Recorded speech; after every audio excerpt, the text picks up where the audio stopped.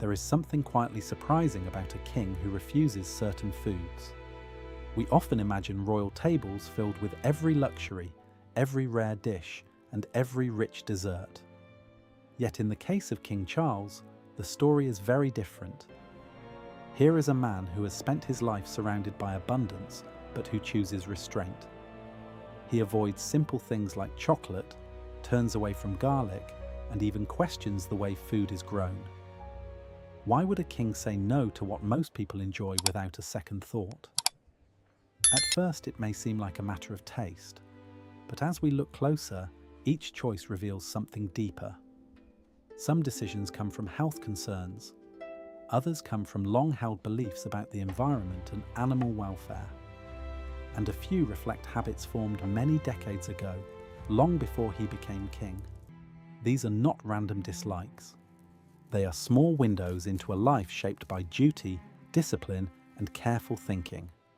In this story, we will explore 9 foods King Charles refuses to eat, and along the way, we will uncover the reasons behind them.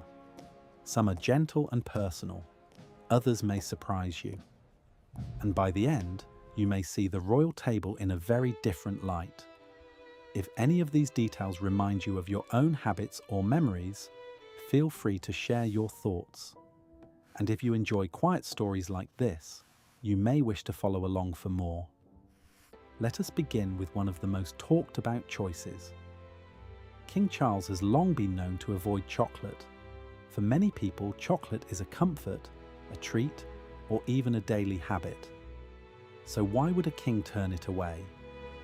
According to reports from royal staff and biographers, he simply does not enjoy it very much. But there is also another layer. Chocolate, especially in large amounts, can be quite rich. It does not always sit well with those who prefer lighter, simpler meals. Over time, this became a quiet rule in his diet. It raises an interesting question. Do our tastes shape our lives, or do our lives shape our tastes? In the case of King Charles, it seems to be both.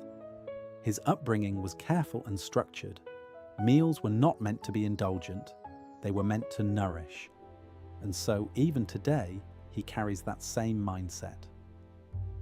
Another surprising item is garlic. Many kitchens around the world depend on garlic for flavor. It is warm, strong, and deeply loved. Yet King Charles avoids it almost completely. The reason is both practical and traditional. Members of the royal family often meet many people each day, sometimes at very close distance. Strong-smelling foods can be unpleasant in such moments. For this reason, garlic has quietly stayed off the royal menu during official duties. This small detail reminds us of the hidden discipline behind royal life. Even something as simple as a meal must be considered carefully. Every choice connects to a larger responsibility. Have you ever changed a habit, not for yourself, but for others? Then there is fast food.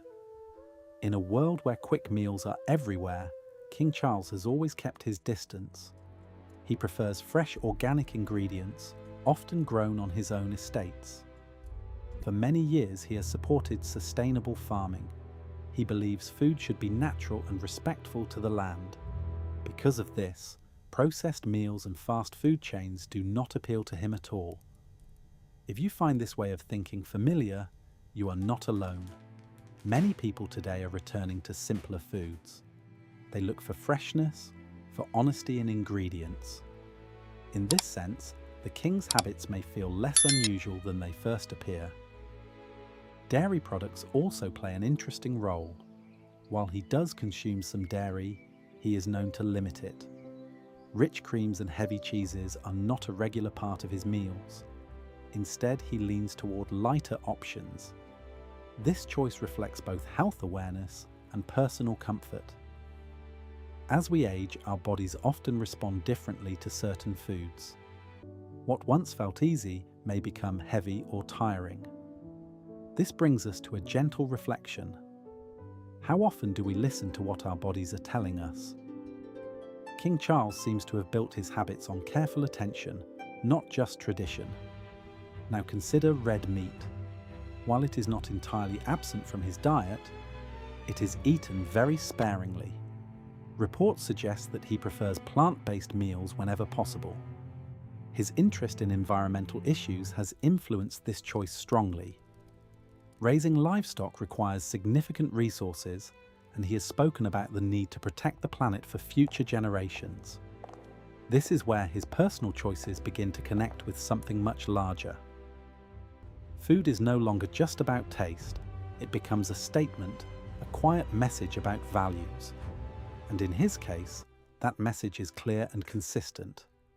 At this point, you might wonder which of these choices feels closest to your own life. Perhaps you avoid certain foods for health or for belief, or simply because they do not feel right anymore. If so, you are already sharing something in common with a king. As we continue, the story will grow even more interesting, and some of the foods he avoids are not obvious at all. They reveal habits shaped by decades of careful thought and a lifestyle that is both privileged and deeply disciplined. As we continue, the next food on our list may seem unexpected. King Charles has often avoided shellfish. For many people, dishes like oysters or prawns are considered a luxury, something special for celebrations. Yet according to royal reports, shellfish has rarely appeared on his personal menu. The reason is not simply preference, it is also linked to caution. Shellfish can sometimes carry a higher risk of food-related illness if not prepared perfectly. For someone with a full schedule of public duties, even a small illness could cause serious disruption. So over time, this became a quiet but firm rule. It makes one pause and think. How often do we weigh small risks in our daily lives? Most of us take chances without much thought. But in a life where every day is planned, even a simple meal must be considered carefully. Moving forward, we come to another interesting choice. King Charles is known to avoid foods that are heavily processed. This includes ready-made meals, packaged snacks, and items filled with artificial ingredients. His belief in organic farming has shaped this habit for decades. On his estates, especially at Highgrove, he has supported natural methods of growing food. He has spoken openly about the importance of soil health and clean agriculture. This is not just a modern trend for him. His interest in organic farming began as early as the 1980s, long before it became widely popular. At that time, many people saw such ideas as unusual, yet he remained steady in his views. Today, these beliefs feel much more familiar to the public. Perhaps this invites a quiet question. Do we sometimes follow ideas only when they become popular, or rather than when they first appear? Another food he avoids may surprise those who enjoy rich breakfasts. King Charles is not fond of heavy fried meals. Traditional plates filled with fried eggs, sausages, and bacon are rarely part of his routine. Instead, he prefers lighter options, often simple and modest. Fresh fruit, seeds, or a small portion of grains may take their place. This habit reflects a sense of balance. A heavy meal can slow the body and cloud the mind. For someone with many responsibilities, clarity is important. His approach to food seems to support this idea of steady energy rather than short bursts followed by fatigue. Now let us turn to something sweeter, yet still refused. Sugary desserts are kept to a minimum. While he may occasionally enjoy a small treat, rich cakes and overly sweet puddings are not regular choices. According to those who have worked in royal kitchens, he prefers natural sweetness from fruits rather than processed sugar. This raises a gentle reflection. Over time, many people find their taste for sugar changes. What once felt delightful can begin to feel overwhelming. In this way, his preference may feel quite familiar, especially to those who have adjusted their diets later in life. There is also an interesting detail about water and beverages. King Charles has shown a clear preference for clean, simple drinks. Sugary sodas and heavily flavoured beverages are not part of his daily habits. Instead, he often chooses water, herbal infusions, or light teas. This choice again connects to his broader lifestyle, one that values simplicity and care. At this point in the story, we begin to see a pattern, and each food he avoids is not just about taste. It reflects a deeper rhythm of life. There is a quiet discipline, a steady awareness, and a long-term view of health and responsibility. If you are enjoying this journey into royal habits, you might consider subscribing to continue exploring such thoughtful stories.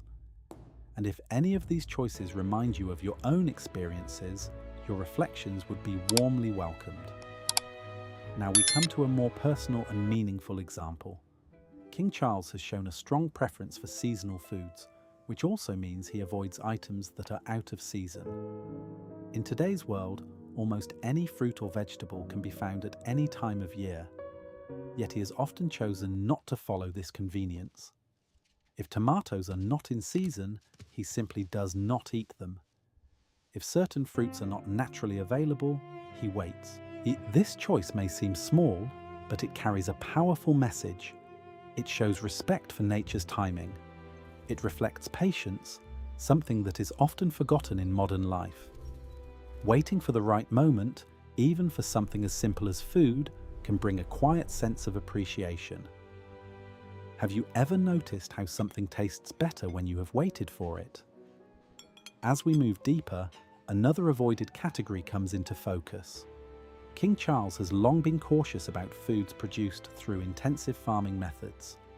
This includes items that may involve heavy chemical use or practices that harm the environment. His concern for sustainability has guided many of his decisions, both public and private. This is where his role as a public figure becomes clear. His choices are not only personal, they also send a message to others. By living in a certain way, he encourages awareness without speaking loudly. It is a gentle form of influence, shaped through example rather than instruction. We now begin to approach the final part of this story, where the choices become even more thoughtful and reflective. Each decision, each small refusal, adds to a larger picture. It is a picture of a man who has spent a lifetime thinking carefully about the world around him. Before we continue, you might take a moment to consider your own habits. Which foods have you slowly moved away from over the years, and what guided those decisions?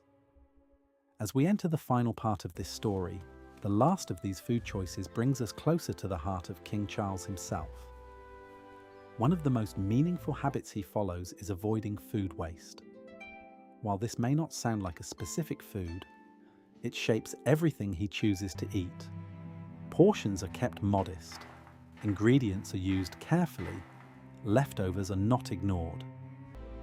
This quiet discipline has been noted by those who have worked in royal kitchens for many years. In a world where excess is common, this approach feels almost old-fashioned. Yet it carries a quiet wisdom. Food is not just something to enjoy, it is something to respect. This belief connects deeply with his lifelong concern for the environment. Wasting food, in his view, is also wasting the resources that produced it. There is something gentle and thoughtful in this idea. It reminds us of earlier times, when people valued what they had and made full use of it. Perhaps many viewers will remember such habits from their own childhood. Meals were simple, but nothing was taken for granted. As we reflect on all 9 foods King Charles refuses to eat, a clear picture begins to form. Chocolate, garlic, fast food, heavy dairy, red meat, shellfish, processed items, sugary desserts, and out-of-season produce all share one thing in common. Each choice is guided by care. Care for health, care for others, and care for the natural world. This is not a story of strict rules or rigid control. It is a story of awareness. Over many decades, these habits have grown slowly, shaped by experience and belief. They are not about perfection, they are about intention. At times, these choices may seem unusual. After all, many of these foods are enjoyed by millions of people every day. But when seen through the lens of his life, they begin to make sense.